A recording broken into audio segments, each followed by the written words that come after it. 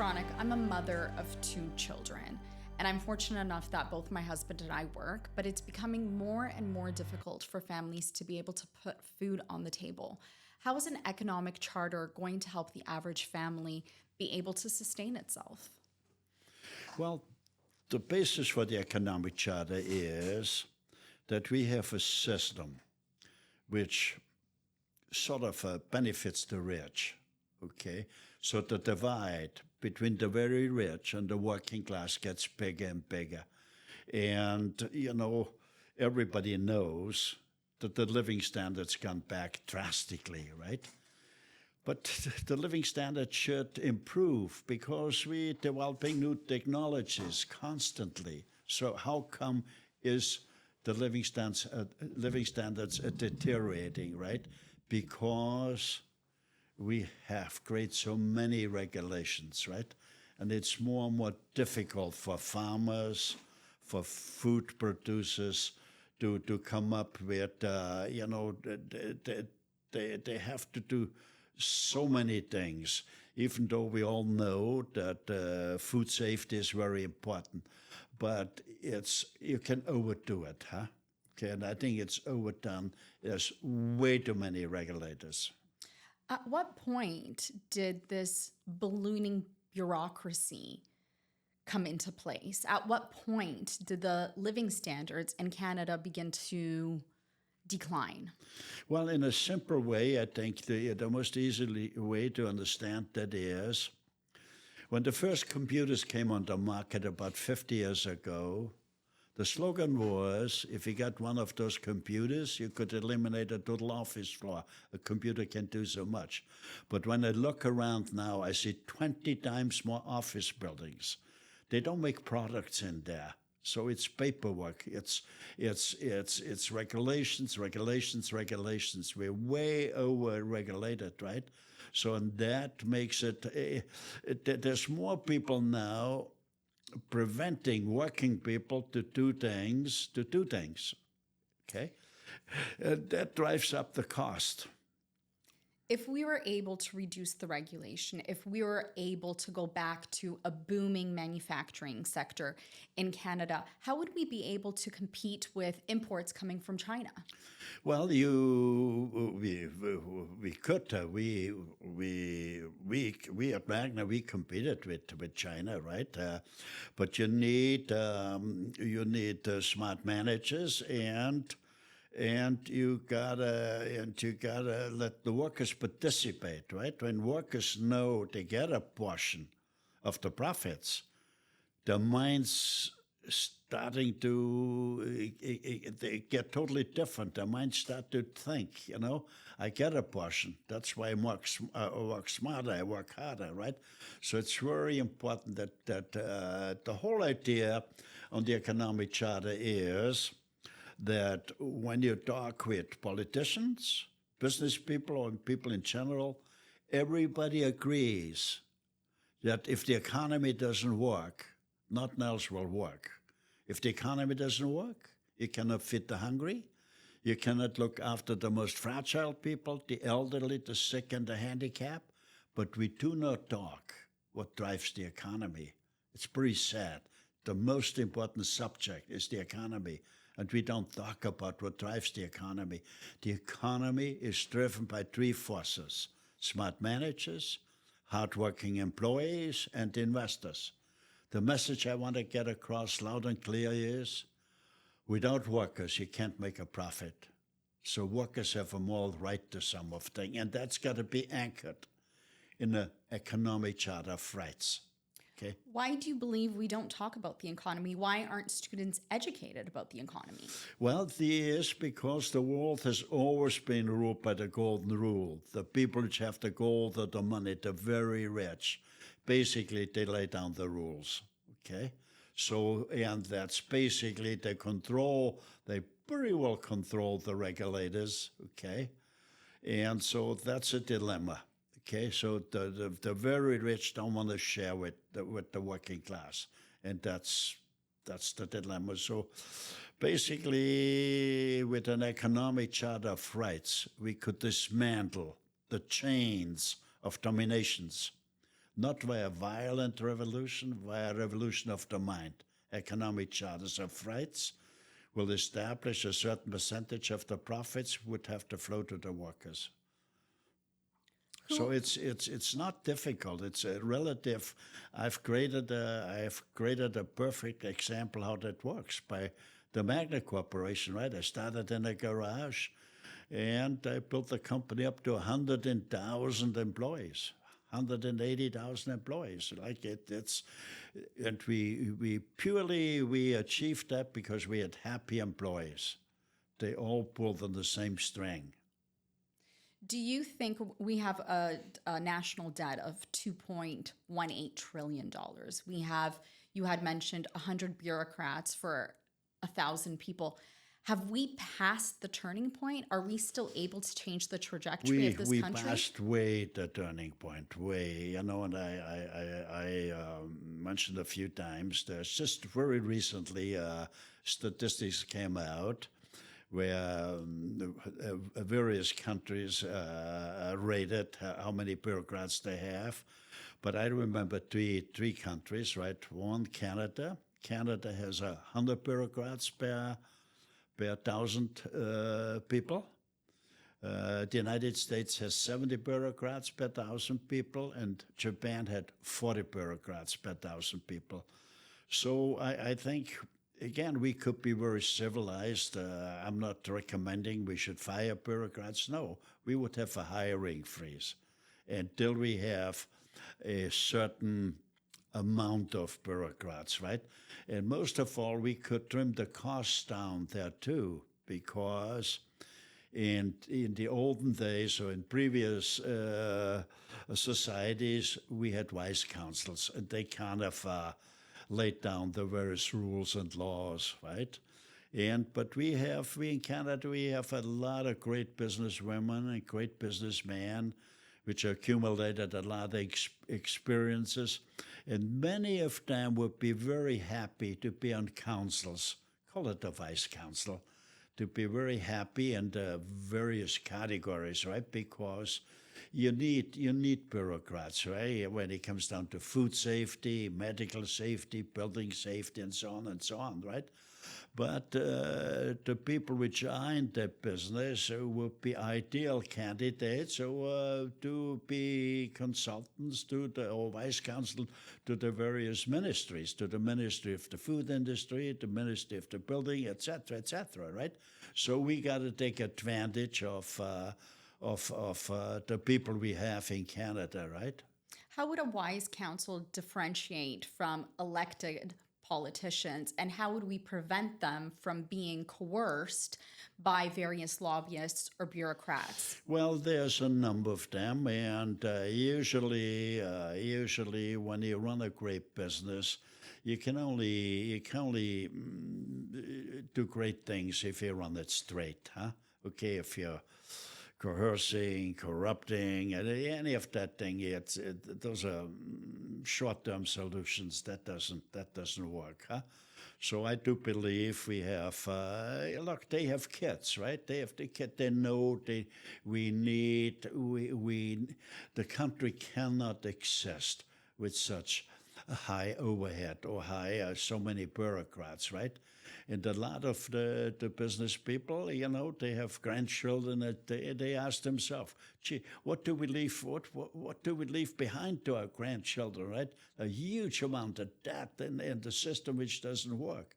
So we come to the conclusion there's a lot of people, I think, out there which would like to be helpful and get Canada on a great economic foundation.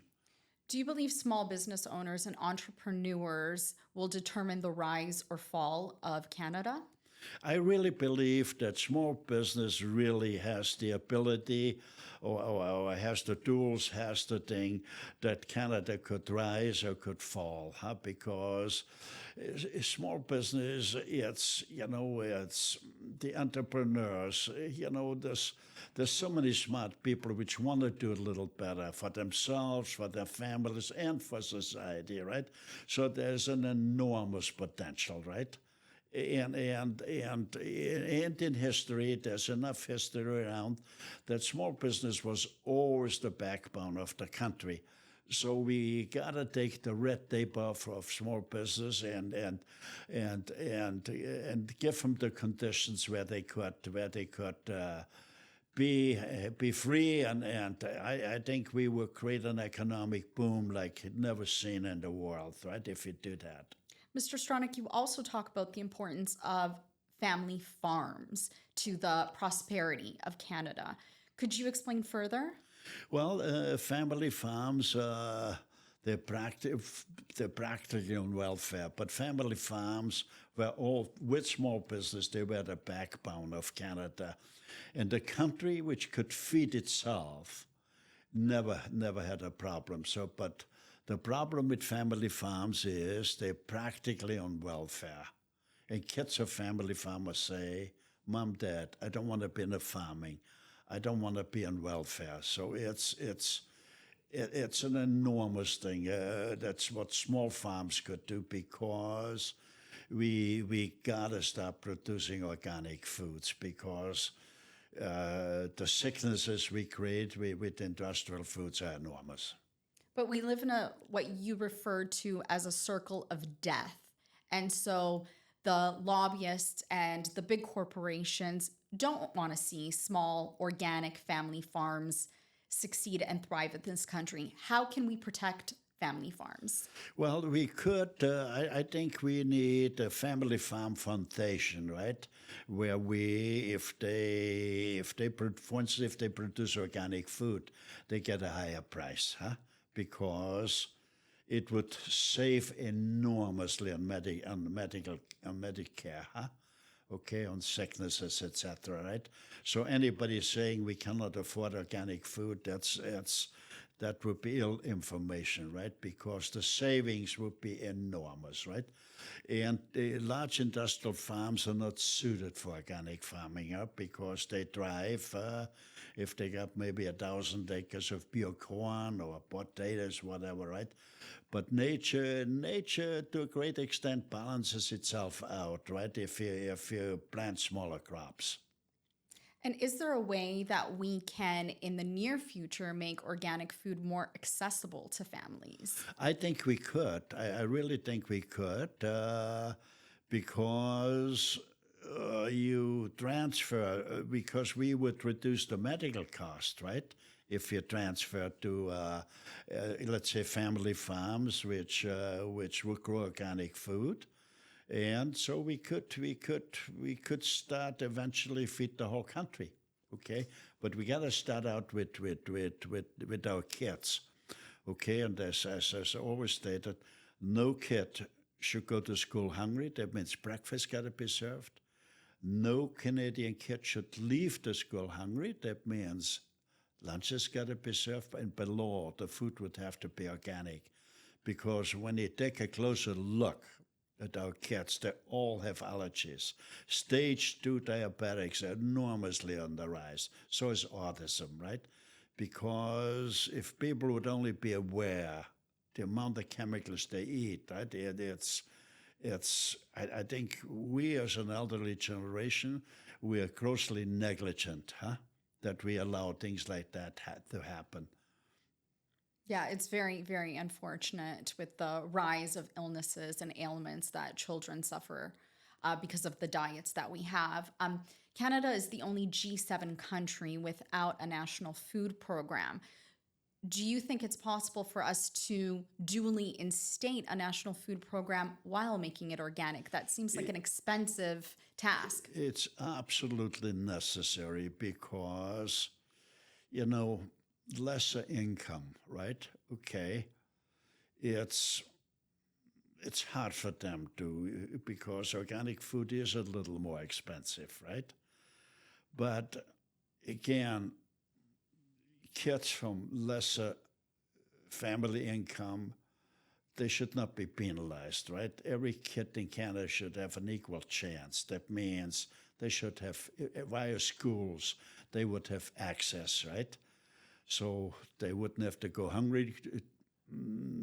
They would have breakfast served, and they would have lunches served, so that means they have a small evening snack, right? So mainly they would eat organic, and thereby, you stay healthier, right? Because the problem is, we have families or segments of society which lives under more poverty, like the handicap, right? I mean, it hampers your learning activities. You'll be less happy. So that shouldn't be, huh? Okay, every kid should have an equal chance, and hopefully by thing here that every person should have an equal chance after schooling and if they get into the workplace. So the Economic Charter looks at both a healthy, prosperous future for Canada in both economic terms and as well as the health of Canadian citizens. Yeah, that's the basic essence, right? That the divide between the very rich and the working class would be narrowed, right? And again, I say that often and over again, right? 95% of the food is eaten, which is eaten in North America, comes from industrial farms. And in industrial farms, you see no more eagles fly. Why? There's no more rabbits. There's no more pheasants. The signs are all there that we kill the living, the living nature, right? Okay, so we got to take a close look at that, and the Economic Charter of Rights would address all that thing here, right? So it's absolutely crucial that if people want to have a better life, whatever life they still have left, but most of all, they worried what kind of life will their kids have, right? So I think economic charters of rights could level out the playing field, and I think I'm very optimistic we could eliminate poverty through an economic charter of rights. Yes. And so this is your current mission, is eliminating poverty. That's my mission, yes. I made my mind up quite a few years ago, and I couldn't do it because I had an obligation to the Magna shareholders, and so I'm doing that now. And do I like that a lot of dirt is thrown to me? Of course I don't like it, but would that stop me? I'm doing that because I've been blessed with such great health, and I've been blessed with a good mind. The good mind, I think I could look after myself and my family, and the good mind could all help me also to help society, and I think that's the most noble thing you can do. Can you help society?